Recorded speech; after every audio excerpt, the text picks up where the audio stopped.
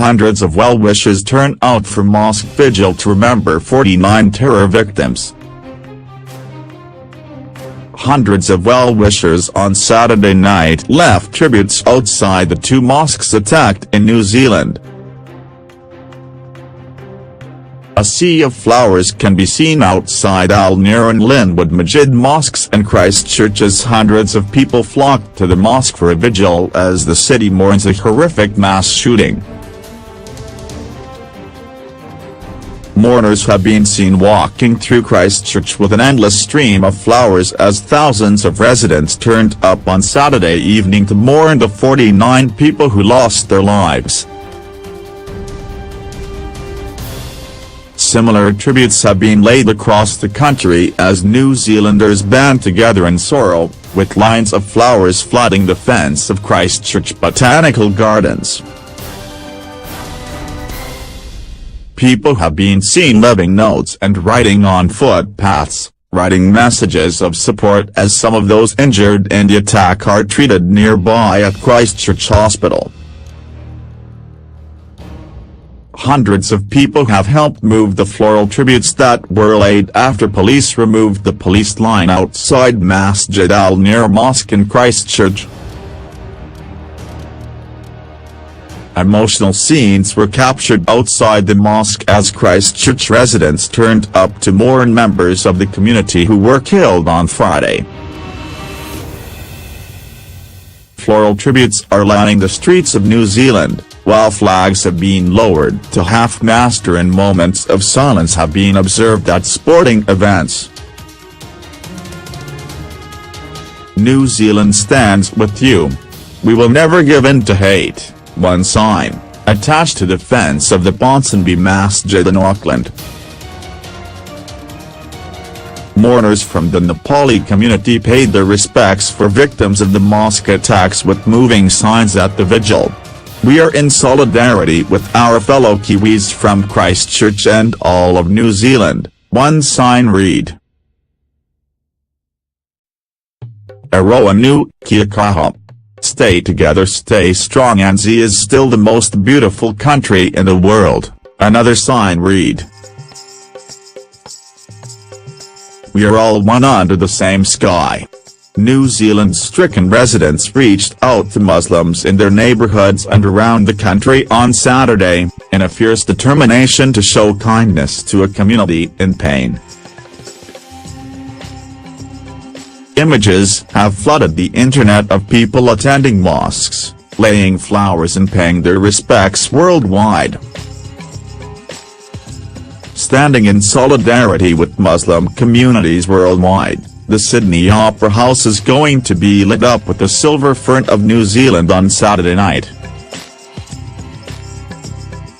NSW Premier Gladys Berejiklian said the silver fern across the Sydney Opera House is a symbol of solidarity, support and respect for New Zealand. We feel the loss in Christchurch and especially deeply given the closeness of our two countries. It is as though this has occurred on our own soil, she said. Not only are New Zealanders our close friends and often family, but we share the same proud values of freedom, diversity and democracy.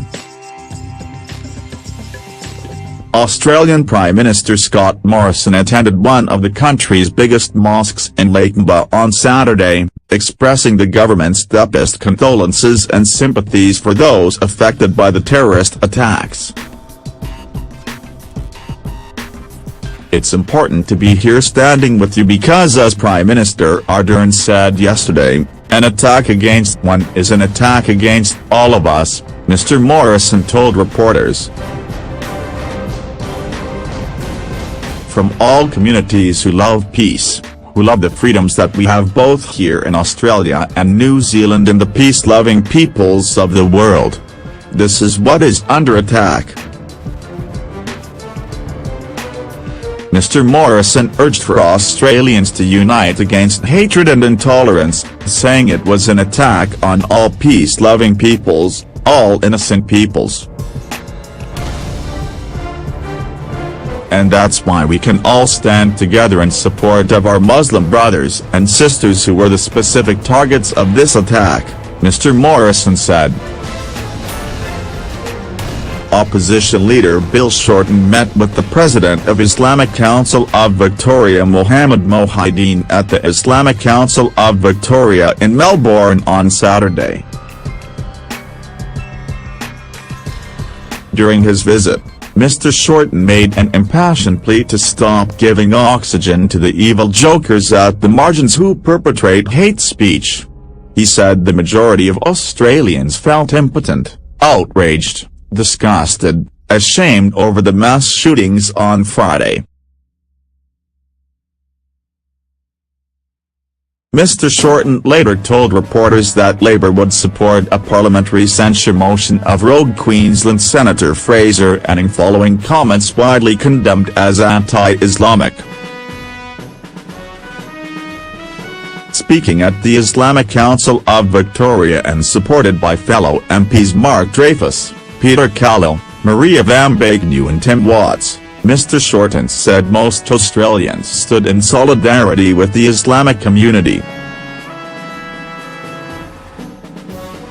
Millions of Australians who feel solidarity with you today, he said during his speech in Melbourne, adding he was in a room full of people who were first and foremost Australians. It was an Australian who did this, but this is not an Australian who represents Australia. Now is the time to repudiate once and for all not just the violence, but the circumstances, the hate speech, that fuels the violence. Church leaders in Grafton responded to the grief by inviting the public to attend a prayer vigil on Saturday to mourn the loss of the 49 people killed in New Zealand.